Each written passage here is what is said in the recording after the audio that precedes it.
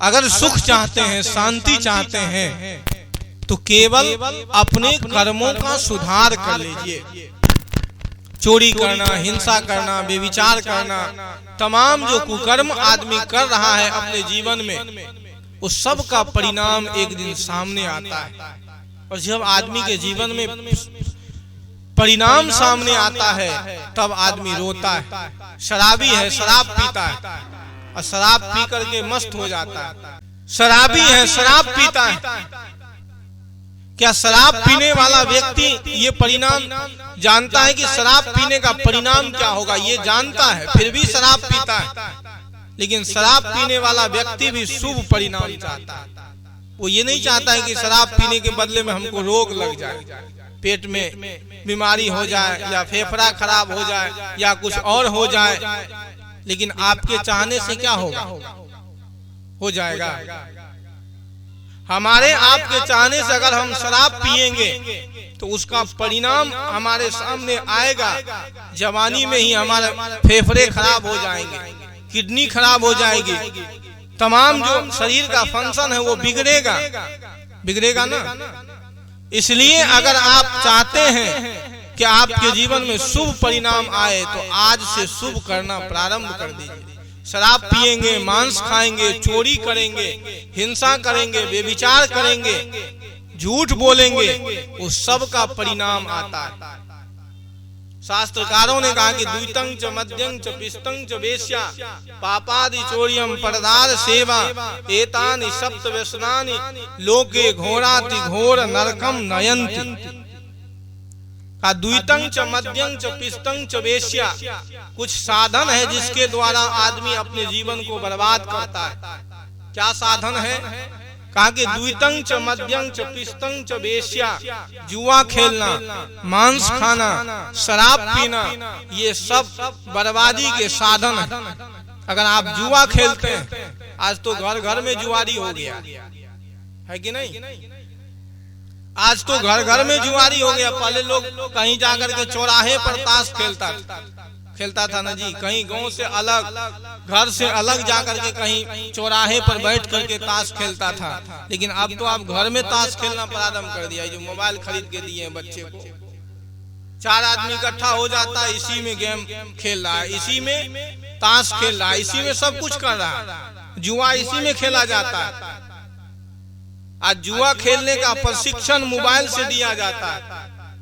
यही कुछ साधन है जिसके द्वारा आदमी का जीवन बर्बाद होता है। क्या साधन है? जुआ खेलना, मांस खाना, शराब पीना, वेश्यावृत्ति करना। इसी कुछ साधन के द्वारा आदमी अपने जीवन को बर्बाद करता है। एक छोटी सी कहानी इस प्रसंग में मैं आप लोगों के बीच कह दूं। एक ट्रेन से कुछ लोग यात्रा कर रहे थे, उसी में एक भिखारी बैठा हुआ। हम लोग विचार पूर्वक किसी को कुछ देते हैं तो सबसे पहले पात्र का निर्धारण कर लेना चाहिए कि अगर कोई व्यक्ति वस्त्र का, किसी के पास कपड़े नहीं है तो उसको हम कपड़े दे दें, किसी को भोजन की आवश्यकता है तो भोजन दे दें, किसी को पैसे की जरूरत है जरूरत के अनुसार से, कि पैसे की जरूरत नहीं है उसको आप पैसे देंगे तो उस पैसे का वो गलत उपयोग करता है। आज देखते हैं कि बहुत सारे से भिखारी हैं जिसके मकान बने बने हैं, बहुत बड़े बड़े मकान हैं, फैक्ट्री चलती है और भीख मांगता है। उसको पैसे की आवश्यकता नहीं, लेकिन फिर भी आदमी उसी को देता है। तो एक भिखारी था, भीख मांग रहा था। उसी ट्रेन में एक समझदार व्यक्ति भी जा रहा था। समझदार व्यक्ति ने देखा कि ये भिखारी भीख मांगता है, उसके पास गया, कहा कि कुछ द्रव्यम देहि, कुछ पैसा दे दो। उस व्यक्ति ने कुछ पैसे निकाले, उसके हाथ में पैसा दिया और पैसा देने के बाद ये सोचने लगा कि इस पैसा का ये उपयोग क्या करता है, थोड़ा ये भी तो देख ले, इस पैसे का उपयोग कहाँ करता है, थोड़ा ये देख ले, इस पैसे का ये प्रयोग कहाँ करता है, इसके जीवन में प्रयोग विधि क्या है, ये जो मांगता है मांग करके कहाँ ले जाता है। वो पैसा लिया और इतना पर्याप्त पैसा था, उनके जीवन का जो व्यसन था वो सारे व्यसन उस पैसे से पूर्ति हो सकती थी। उसके जीवन के जो जो व्यसन थे उस पैसे से पूर्ति हो सकती थी, वो पैसा लिया और पैसा लेकर के ट्रेन से उतर गया। और ट्रेन से उतरने के बाद सीधे गया मांस के दुकान पर, 1 पाउंड मांस लिया। वो जिज्ञासु जिस व्यक्ति ने उसको पैसा दिया, उस व्यक्ति ने उससे प्रश्न किया कि भिक्षुक किम मांस निसेवनम प्रकुरुषे, अरे भिखारी क्या तुम मांस खाते हो? उस भिखारी ने कहा कि केवल मैं मांस ही नहीं खाता, किम तेन मद्येन बिना, मैं मांस तो खाता हूं लेकिन शराब के बिना मांस नहीं खाता। फिर उससे प्रश्न किया उसने कि तुम क्या शराब भी पीते हो? उस भिखारी ने उत्तर दिया कि केवल मैं शराब ही नहीं पीता हूँ, किम तेन वरांगना भी शराब पीता हूँ वेश्याओं के साथ। कहा कि वेश्यावृत्ति भी करते हो? कहा कि वेश्यावृत्ति ही नहीं करता हूँ, वेश्यावृत्ति तो करता ही हूँ। तो कहा कि वेश्यावृत्ति करते हो, मांस खाते हो, शराब पीते हो, इतना पैसा इतना धन कहाँ से लाते हो? कहा कि उसके लिए मैं क्या करता हूँ? कहा उसके लिए मैं जुआ खेलता हूँ। तब उस जिज्ञासु ने कहा कि नष्टस्य का अन्यागति, बर्बाद होने का और क्या साधन हो सकता है? यही कुछ साधन है जिसके द्वारा आदमी अपने जीवन को बर्बाद करता है। यही कुछ साधन है जिसके द्वारा आदमी अपने जीवन को बर्बाद करता है। मांस खाना, शराब पीना, जुआ खेलना। इसलिए ऋषि ने कहा कि द्वितं च मद्यं च पिस्तं च वेश्या पापादि चोर्यं परदार सेवा एतानि सप्त व्यसनानि लोके घोराति घोर नरकम नयंति। अगर घोर नरक से बचना चाहते हो, अरे धर्मशास्त्र में तो यहाँ तक कहा गया है कि अगर कोई शराब पीता है तो उस शराबी को गर्म करके उतना शराब पिलाना चाहिए कि जब तक वो मर नहीं जाए।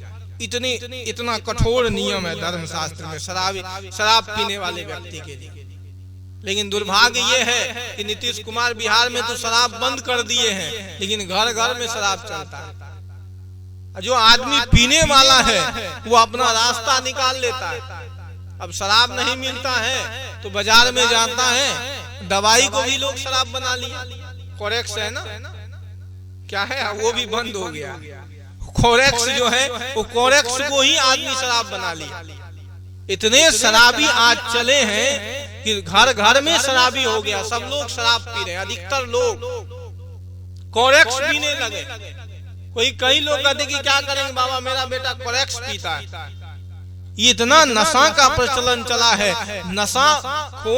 नशा खाने वाले व्यक्ति के जीवन में शुभ परिणाम आएगा? आप बताइए। जो व्यक्ति नशा खा रहा है उस व्यक्ति के जीवन में शुभ परिणाम आएगा? दांत जवानी में टूट जाएगा कि नहीं? अगर गुटखा खाता है, शिखर खाता है। एक बच्चा मिला हमको, पूर्णिया से आ रहे थे, ट्रेन से पूर्णिया से आ रहे थे। कार्यक्रम था मधेपुरा के पास, कहीं कार्यक्रम में जाना था। तो कार्यक्रम में जाना था, पूर्णिया से ट्रेन पर बैठे और ट्रेन पर बैठ करके मधेपुरा आ रहे थे। बनमनखी के पास एक लड़का, नौजवान 12-13 साल का, उसको नौजवान भी नहीं कह सकते हैं, अभी बचपना अवस्था में 13-14 साल का लड़का ट्रेन पर बैठा। और ट्रेन पर बैठने के बाद मेरे पास बैठ गया बगल में। देखा सफेद हमसे पहचान लिया हमको। कहा बाबा जी कहाँ जा रहे हैं? हमके जा रहे हैं मधेपुरा। कहा क्या करते हैं आप? हम के साधु हैं तो प्रवचन सत्संग ही करेंगे और क्या करेंगे। हम उससे पूछे तुम कहाँ जा रहे हो? कहा हॉस्टल में रहते हैं, पढ़ाई करते हैं। कहा बाबा जी जवानी में साधु बन गए आप, जिंदगी का मजा लिए क्या? हमसे उसका प्रश्न यही है, जवानी में आप साधु बन गए, जिंदगी का मजा लिए क्या? हमने उससे पूछा कि मजा की कोई परिभाषा हो तो बता दो, मजा किसको कहता है? कहा बाबा जी अभी तक आपने जीवन में मजा नहीं लिया, आनंद नहीं लिया, आपको मजा नहीं मिला। हमको मजा होता क्या है? कहा चलिए ना रास्ते में हम दिखा देंगे कि मजा क्या होता है। चलो भाई आज तो बढ़िया आदमी, बढ़िया गुरु महाराज मिल गया है जिसके पास मजा का परिभाषा है।